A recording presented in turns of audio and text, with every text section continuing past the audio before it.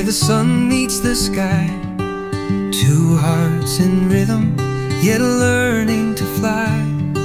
The open road whispers a hymn to the free. Home's not the place, it's the soul's steady plea. Oh, sojourners, keep wandering bold. Life's not in riches, but stories retold. Each mile a verse of the song we compose. The journey's the treasure, the path that we chose.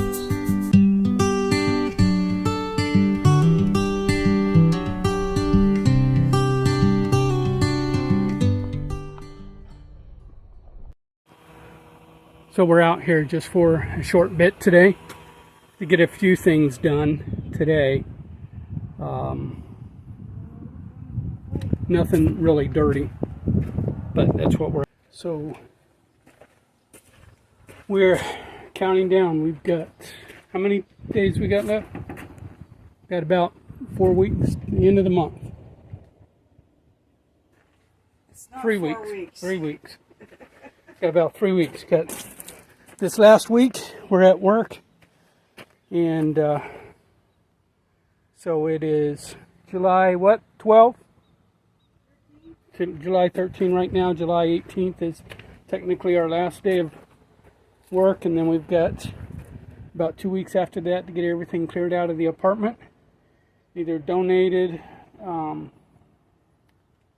to good causes, Salvation Army, church, people who had a fire, lost their house.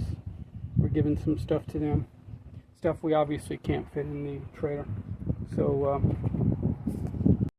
So yeah, we are packing up the final touches on the trailer. Got some tires on that cost about $750. I'm not sure. The tires were good.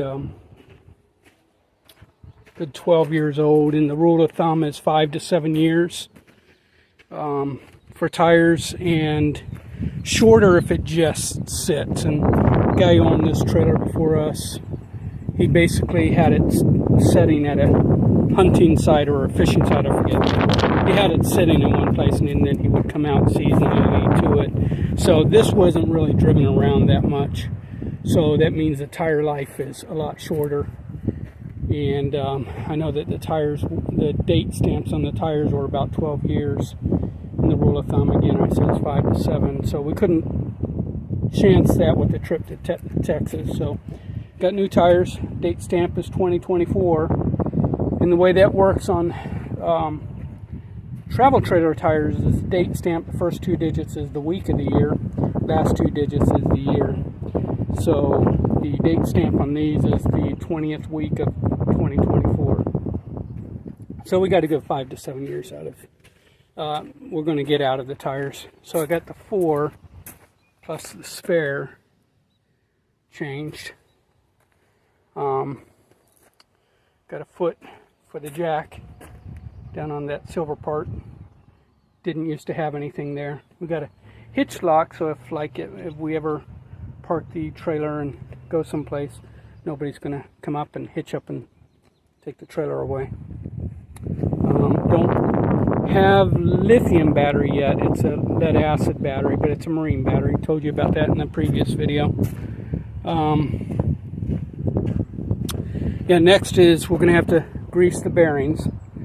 So this is a Dexter bearing, axle bearings, so we can self-lubricate those without having to pull the drum and the tire and all that. Pull the hubcap off, and then there's a cap on the inside that's a Dexter Easy Lube. And we got the grease gun this morning. We're not going to do it today. Today's Sunday. We worked yesterday all day, tired and dirty. We're not going to do it today. But got the grease gun for it, and that'll help us grease our own bearings, and for future use. You know, it's what, $35 at Advanced Auto. I think we got it at advanced auto part. And then videos we were watching, they were about 3/4 to a full tube per bearing. So we got four tubes. These were about $9 a piece. Yeah, $9 a piece. So got 4 tubes. Probably going to use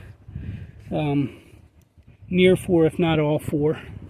Watched the videos on it this morning on how to grease Dexter Easy Lubes. Yeah, so we're getting near there. We're preparing. Getting antsy, a little trepidatious. This is a huge move. We're still planning our routes.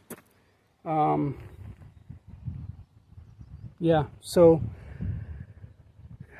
we are very happy with the Prodigy brake controller. I said in another video that because this was so customized, we couldn't find the wiring, and I'm sure no mechanic would have touched it on the inside, because I think this used to be a former police vehicle. Everything's modified on the inside as far as wiring and stuff.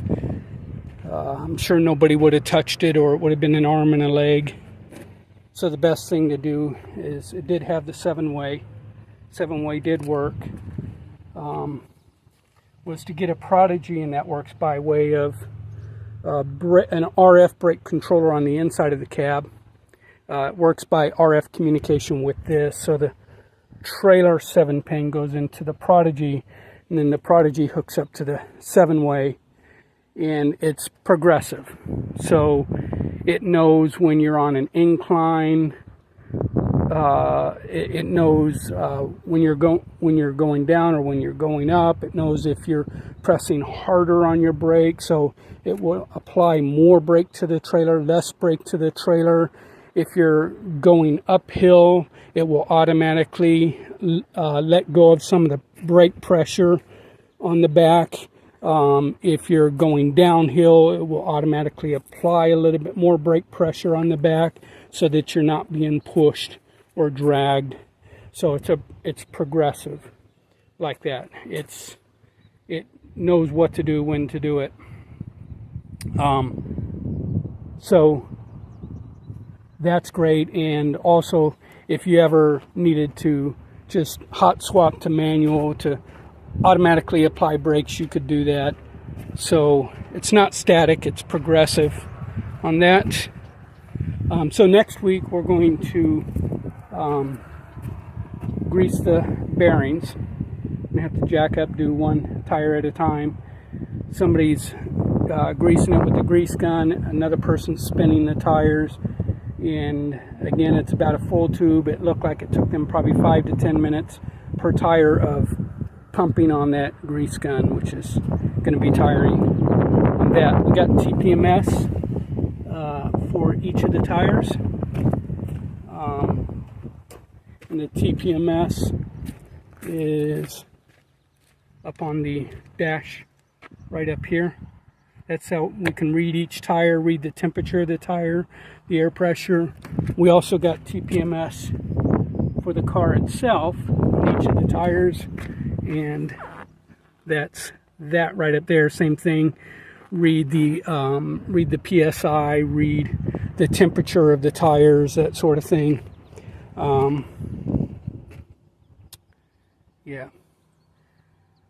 We are going to take U.S. roads, state roads down to Texas. We're going to do our best not to take any of the interstate systems, keep the speed down to about 45 to 50. We think probably 4, maybe 5 days.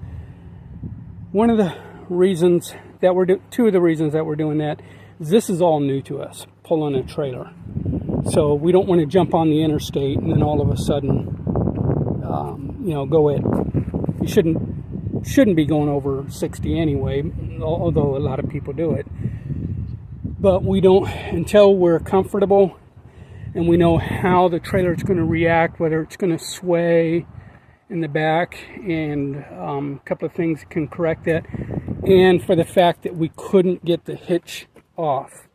that this is the proper size hitch, and everything can handle 7,000 pounds, and the trailer's GVWR is 63, so the hitch in the car can handle it. But it's always recommended to have a hitch that's has for distribution bars.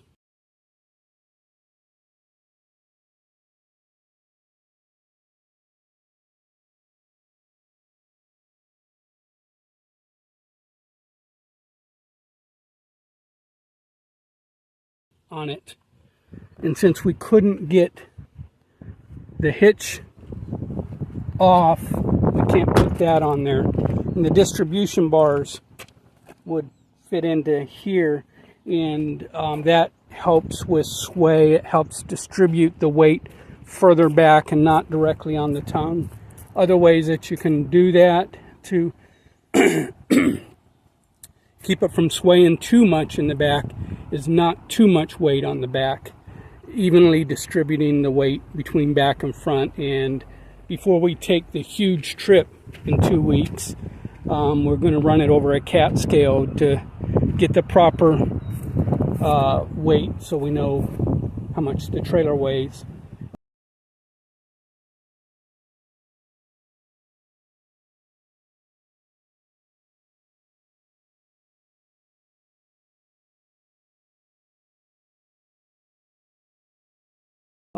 From axle to axle, the cat scale will weigh the tongue and weigh the car and tell us where it's at. That's one way, is evenly distributing the weight. And another way is just slightly more brake pressure on the Prodigy, applying a higher brake, a slightly higher, they say to, it is recommended that you start off at 6 to 6.5 and then see where you're at. We put it at 7. I wasn't feeling too much of a sway, so things like that. Increase the slight brake pressure. That will help keep it from swaying as much. So yeah. So that's where we're at. Also, it's probably storing a little bit more of the stuff in the car, basically the tools that we got in the car instead of in the trailer anyway. The only outside basement storage I have is here, which is a pass-through to here. Storage goes all the way through. Yeah, that's where we're at.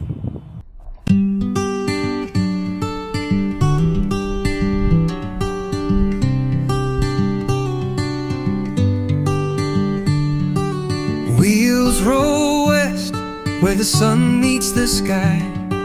Two hearts in rhythm, yet learning to fly. The open road whispers a hymn to the free. Home's not the place, it's the soul's steady plea. Oh, sojourners, keep wandering bold. Life's not in riches, but stories retold. Each mile a verse of the song we compose. The journey's the treasure, the path that we chose.